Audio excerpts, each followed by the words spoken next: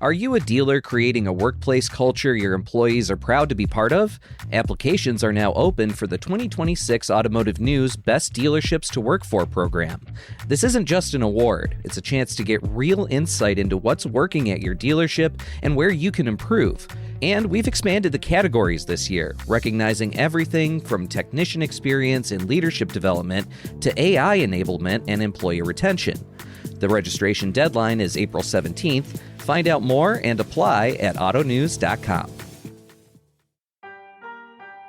Welcome to Daily Drive for Friday, March 20th, 2026. I'm Kellen Walker in Las Vegas. Today on the show, Ford's betting big on giant aluminum castings for its next electric pickup. Europe could face chip shortages if the Iran conflict drags on. And new data reveals a big gap between advertised prices and what buyers actually pay. Plus, we'll hear from a service manager about how his service department is recruiting new techs and keeping them around. They are great technicians. They do a good job. You can always rely on these guys. So the guys that are coming through the program are top notch. Let's run through all the news you need to know to keep up in the auto industry. Ford's planning what CEO Jim Farley calls the most radical change to assembly since the Model T, swapping hundreds of parts for two giant aluminum castings on its upcoming electric pickup. Tesla does something similar on the Model Y. But will repair costs skyrocket? Actually, the opposite might be true. Research from Thatcham found the Model Y costs less to fix than traditionally built vehicles. Ford says its design includes predefined cut zones, literally dotted lines showing where to section and repair damaged castings. We'll have more on this story on our Weekend Drive edition of the show, available Saturday morning. Europe's automakers could face serious shortages of semiconductors and battery cells if the Iran conflict drags on beyond 2 months. That's according to a new study from the Supply Chain Intelligence Institute, Austria. The concern? About a third of the helium needed for chip production comes from Qatar. And the conflict has effectively shut down the Strait of Hormuz. Study author Peter Klimek says if there's a chip shortage, automakers would likely take the biggest hit, as priority goes to sectors like medical applications.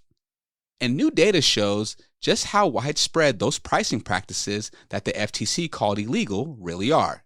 CarEdge analyzed thousands of vehicle deals and found the average car is listed for 7 to 8% less than what buyers actually pay out the door, not counting taxes and titles.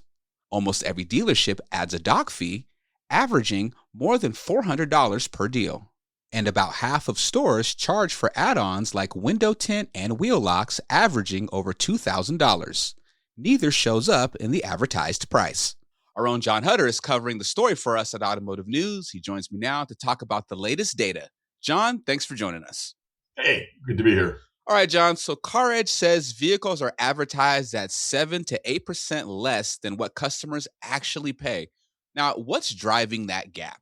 They kind of broke their statistics down in a couple different ways, but so they didn't really elaborate on the overall tally, but what they do show is basically almost every dealer is not putting their document fees in the actual listing price. And then about half the stores have additional add-ons, and that might be like wheel locks or tint or something like that. They're also not putting in their listing price. So I would imagine between those two, that's probably the kind of discrepancy we're talking about, because the average like add-on can be that they found was like more than $2,000 tacked onto a car that you weren't seeing in the actual price. Wow. And what do these new findings mean after the FTC's warning letters last week? Well, it was funny. The timing was a riot because I got the press release on this thing about March 3rd, and then March 13th, the FTC drops the bomb that basically everything CarEdge had just found dealers doing was illegal, which, the FTC is taking the position it's always been illegal, but you had it kind of in writing. So clearly that's a big problem. When I talked to the CarEdge CEO, Zach Shefska, he did mention, dealers will have, a lot of times they do have a disclaimer about the dock fee. And some of them also do one on it that we're going to add add-ons to it, like the price you see is not the real price. But based on kind of what the FTC is going for, that's not going to cut it. You're going to need to have the price be the all-in price, like me, Joe, customer, goes into you, writes a check, and can leave the door, go out the door with that price minus government fees like taxes. Gotcha. John Hutter, good stuff, my friend. Thank you so much for joining me. Hey, thanks. Coming up next, why service departments need to step their marketing game up when sales slow down. That's next on Daily Drive. NVIDIA is betting on cars. And this week, I got a closer look at the company's strategy. On this week's episode of the Automotive News Shift podcast, I'm joined by Ali Khani, NVIDIA's Vice President of Automotive. We talk inside of a moving, NVIDIA-powered Level 2 vehicle about the company's automotive goals and how its chips are managing the complex tasks required for automated driving. The industry is at an inflection point. Every car will want to be autonomous. Plus, I'll recap NVIDIA's GTC in San Jose, including why CEO Jensen Huang says autonomous driving tech is a solved problem. It's definitely a solved problem. The rest of this is engineering refinement. I'm Molly Boygan. Join me on Shift, available this Sunday wherever you get your podcasts. Welcome back to Daily Drive. I'm Kellen Walker. It's Fixed Ops Friday, and today we're talking about how service departments are adapting when sales slow down. Micah Morton is service manager at Helfman Fiat Alfa Romeo and Maserati of Sugar Land in Texas. He spoke with Automotive News senior retail editor Dan Shine about recruiting younger technicians, why paying technicians well is critical for retention, and why getting customers in and out quickly is the simplest way to keep them coming back. Micah, thanks for joining me on the Fixed Ops Friday edition of Daily Drive. Thanks for having me. So we're here at River Oaks CDJR in Houston. Got 33 bays. Looks like a busy morning. A lot of trucks and Jeeps coming in. How's business been for you, let's say in the last, maybe from the start of the year? Been a little slow. Sales is definitely on the slow side. Services, we try, that's, during the slow times on sales, that's what they go to keep the revenue up. So things have been a little slow with everything that's going on, but, we're making it work. Yeah. It's striking to me that, it's people talk about the sales, and sales are going to be down this year. And so once again, kind of fixed ops is maybe looked at to, okay, you got to carry the load a little bit here, profit wise. Do you do anything differently? Are you trying to do things to recruit more, get some of those conquests back and get folks who maybe have drifted away? Do you do something different knowing that, okay, maybe the burden's on me a little bit here more, I've got to do more? We've definitely got to do a lot more marketing on the service side. We've got to bring in those customers. We got to keep those customers coming in and maintain the customers that we have and get more in. Yeah. How do you do marketing? I mean, I'm probably not like something you worry about, but direct mail or just... We do direct mail, emails, text, phone calls. We have a BDC that, it does a really good job in contacting customers and reaching out to customers. Recalls are a good way to bring in revenue. That's low-hanging fruit. So recalls are definitely something that we shoot out for. Simply enough, if you do a good job at, you get them in and out on time at a price they find acceptable, that's also just, the simplest way to get people coming back. That's exactly right. Do you do training with the staff, or how do you kind of make sure, everybody's, on that message and on that task? Well, we have an online training that everybody goes through. We here at River have an exceptional staff and techs that have been with us for a very long time, 30, 40, 50 years. Wow. So we've got a good avenue of techs that have been trained and have seen the cars, and a good way to train new techs that's coming through. Mm-hmm. So we have those guys with experience. Bringing those new guys in and getting them trained under these guys is the best way to keep techs rolling. You talk about that great retention of tech. How do you do that? I mean, do you have special programs and, I don't know what, tool allowances, boot allowances? How do you kind of treat the technicians well to keep them where they are? The pay scale is where it's at, really. I mean, you got to pay your technicians. If they're trained, they do a good job, they're turning hours for you, you have to pay them well. It's as simple as that to keep them here, because there's always another dealership looking. Yeah. So you've got to take care of your technicians. When you talk about recruitment, there's always turnover. And are you at full, you having all the technicians that you need, or are you always kind of looking for more? We're always looking for well-trained technicians, always. Yeah. But we have a good retention, and we are fully staffed at the present. But we're looking to bring these younger guys up through to take over when these other guys to retire.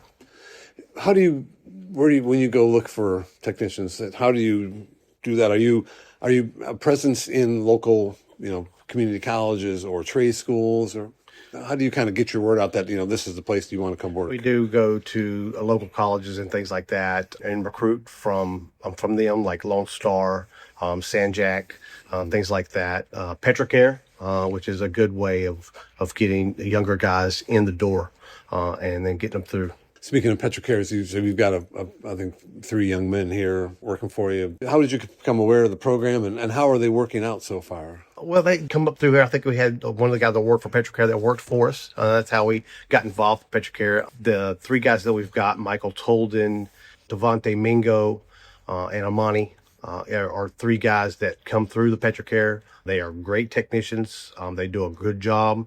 We can always rely on these guys. So the guys that are coming through the program are top notch. Yeah. Was there anything on your end with onboarding them that you did a little bit differently, or was it just kind of they're from San Jacinto or they're from, Well, I mean, we brought them in on the Lubrac because they've already been trained in changing oil and things like that. So we were able to bring them straight into Lubrac. Sometimes we'll bring in from porter positions that don't have any experience, and they'll pull them up through if need be. But Petrocare, they've already got some training background. They've already got some tools. So they come in, they go into the Lubrac, and they learn that system first. Once they learn that system and they got a good grasp on that and what to look for in the cars, then we'll put them under a mentor. And then go through that process. Okay. And wherever they're the best at, electrical, suspension, that's the avenue that they'll go in. Okay. And just training and just trying to get them certified and get them up to where they could be a mainline.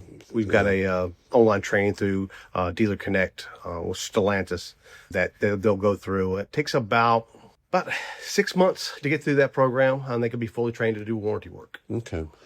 And finally, looking into the rest of 2026, do you see challenges ahead, or how do you kind of see if you have a little crystal ball on how you think things will be for the rest of the year? I mean, it's hard to tell, but the way it started, if it stays like this, I mean, we're definitely going to have to do more marketing and definitely take care of our customers and get them in the door. But it's really hard to tell. Yeah. It's interesting. There's so many people holding on to their vehicles longer, but just because of variables. And so it's, going out and finding those people who have the older vehicles and to get them back in, convince them that this is the place to do it. It's a challenge. You got to keep them happy. That's the only way they're going to come back. If you just doing an oil change, if it's taking over an hour, you're probably not going to see them again. So you've got to get it in. You got to get it checked out. You got to communicate, and then it's got to be right the first time. Yeah, Micah, thanks so much for your time. Thank you. That's Daily Drive for today. I'm Kellen Walker. Thanks to Automotive News executive producer Jake Neer, as well as our own John Hutter and Michael Martinez for their reporting for today's podcast. We also had reporting from Hans Everett of our sibling publication, Automobile Voca.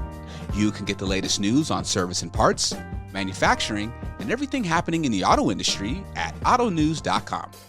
Come back over the weekend for our Weekend Drive edition of the show. Our own Larry Velaquette and Michael Martinez break down the week's biggest stories, including why Ford is making this big gamble on giant castings. Ford's doing it for a 2-word reason: the Chinese, right? They are terrified that Chinese automakers are light years ahead of them in terms of speed and efficiency when it comes to manufacturing. And they're hoping that using these mega castings will get them back in the game. We'd love to hear from you. Let us know what you think of the show and the topics we covered today. Send us an email at dailydrive@autonews.com or leave us a voicemail at 313-444-2774. And if you enjoy the podcast, remember to like, leave a review, and subscribe so you never miss an episode.